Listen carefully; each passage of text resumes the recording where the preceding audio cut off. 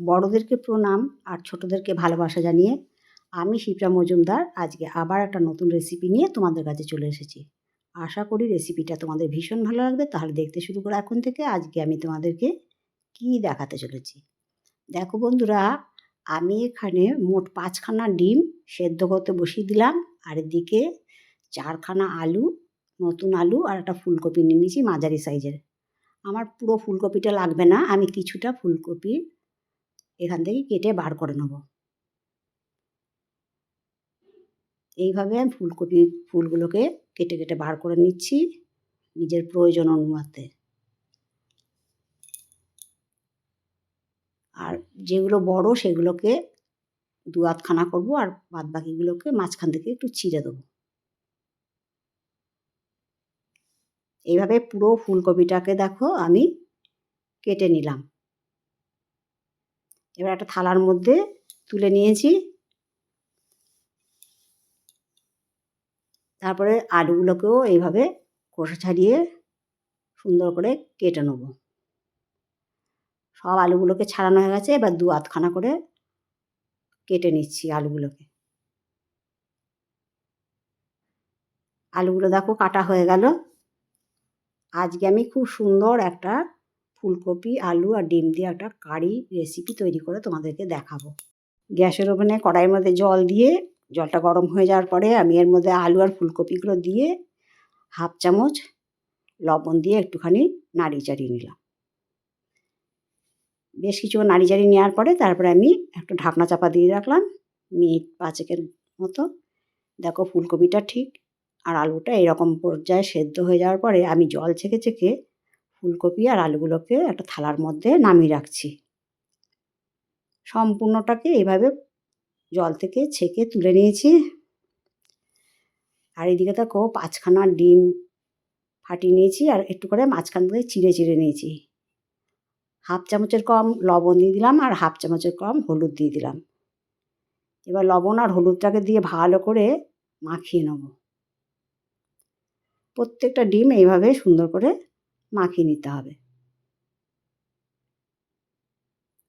দেখো প্রত্যেকটা ডিমের মধ্যে লবণ হলুদ মাখানো হয়ে গেল। এবারে কড়াই চাপিয়ে তার মধ্যে পর্যাপ্ত পরিমাণে সর্ষের তেল দিয়ে দিলাম। এই রান্নাটা আজকে আমি সর্ষের তেল দিয়েই করব। চারদিকে তেলটাকে ছড়িয়ে দিলাম। এবারে ডিম 5টাকে দিয়ে দেবো। এবার নাড়ি চাড়িয়ে একটুখানি ভেজে নেব। একটু লাল লাল করে ভেজে নিতে হবে। দেখো ভাজা হয়ে গেছে এরকম, এর বেশি ভাজার দরকার নেই। আমি এবারে তেল ছেঁকে একটা বাটির মধ্যে তুলে রাখলাম। এবার যে তেলটা বাঁচলো তার মধ্যে আমি আলুগুলোকে ছেড়ে দিলাম। এগুলো হালকা সেদ্ধ করা আছে। এগুলোকে সুন্দর করে লাল লাল করেও ভেজে নেব। এখন আমি লবণ হলুদ কিছু দেব না।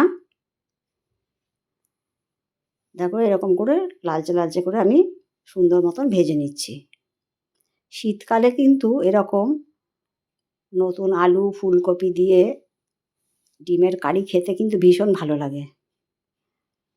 শুধু ডিমের কারি না, যে কোনো আইটেম কিন্তু শীতকালে যেন মনে হয় প্রচুর পরিমাণে স্বাদ বেড়ে গেছে। আলুগুলোকে নামিয়ে নেওয়ার পরে ফুলকপিগুলোকে দিয়ে দিলাম। এবার ফুলকপিগুলোকে এরকম করে ভালো করে নাড়িয়ে চাড়িয়ে নেব। সবাই তো তোমরা ফুলকপি আলু ডিম দিয়ে নানা রকমের কারি করো। আমি আমার মতন তৈরি করে তোমাদেরকে দেখাচ্ছি। আশা করি তোমাদের ভালো লাগবে। মিক্সি জারের মধ্যে আমি পেঁয়াজ আদা রসুন নিয়ে সেগুলোকে পেস্ট করে নিয়েছি। আর এদিকে তো ফুলকপিটাও বেশ সুন্দর ভাজা হয়ে গেছে। এবার ফুলকপিগুলোকে আমি ওই ডিম আলু ভাজার বাটির মধ্যেই নামিয়ে নিচ্ছি। এই ফুলকপি আলু রেসিপিটা আমি যেভাবে রান্না করছি, এটা খেলে কিন্তু কেউ আর মাছ মাংসের দিকে যাবে না, এত সুন্দর এর টেস্ট হয়। সমস্ত কিছু ভেজে নামিয়ে নিয়েছি। এবার যে তেলটুকু বাঁচলো তার মধ্যে আমি গোটা জিরে, একটা তেজপাতা ছিঁড়ে দিয়ে দিচ্ছি আর একটা লঙ্কা ফোড়ন দিয়ে দিলাম। ফোড়নটা যখন সুন্দর ভাজা হয়ে গেল, তার মধ্যে আমি পেঁয়াজ আদা রসুন পেস্টটা দিয়ে দিলাম।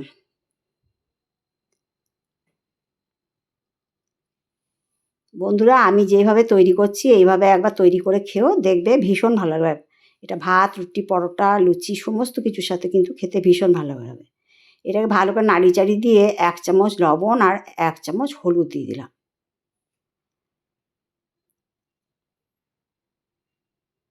আমি একবারই সব তেলটা দিয়ে দিয়েছিলাম আর আমার তেলের প্রয়োজন হয়নি।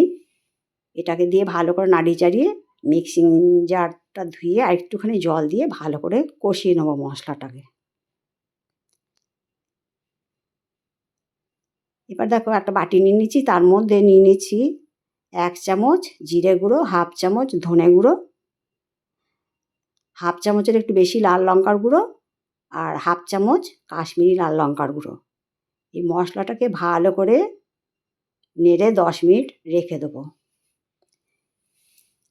দেখো পেঁয়াজ আদা রসুনের মিক্সটা যখন একদম সুন্দর কষে গেছে, এই পর্যন্ত আমি ভালো করে ভেজে নিলাম। তারপরে ভিজিয়ে রাখা মশলাটা দিয়ে দিলাম।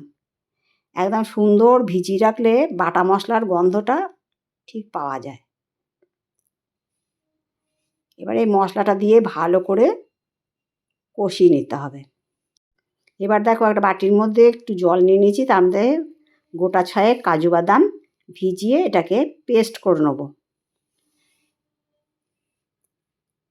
এবারে দেখো মশলাটা বেশ কষে যাওয়ার পরে এর মধ্যে মটরশুঁটিটা দিয়ে দিলাম। মটরশুঁটি দিয়ে বেশ কিছুক্ষণ নাড়িয়ে চাড়িয়ে মটরশুঁটিটাকে সেদ্ধর মতন করে কষিয়ে নিতে হবে। মশলা কষানোর সাথেই মটরশুঁটিটা সুন্দর কষে যাবে। এরপরে দিয়ে দিলাম একটা টমেটো।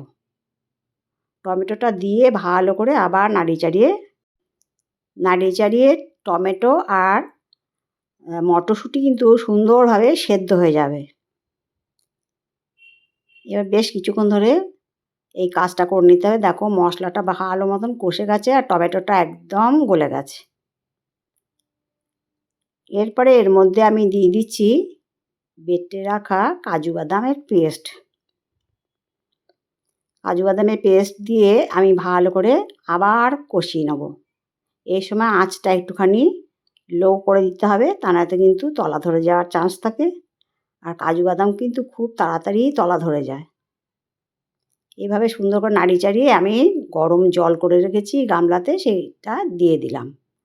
পর্যাপ্ত পরিমাণে গরম জল দিয়ে এটাকে রান্না করে নেবো, কেননা ফুলকপি আলু ডিমটাকে দিয়ে দিলে ঝোলটা সেরকম পরিমাণেই রাখতে হবে। আমি আজকে এটাকে একটু ঝোল ঝোল করে করব।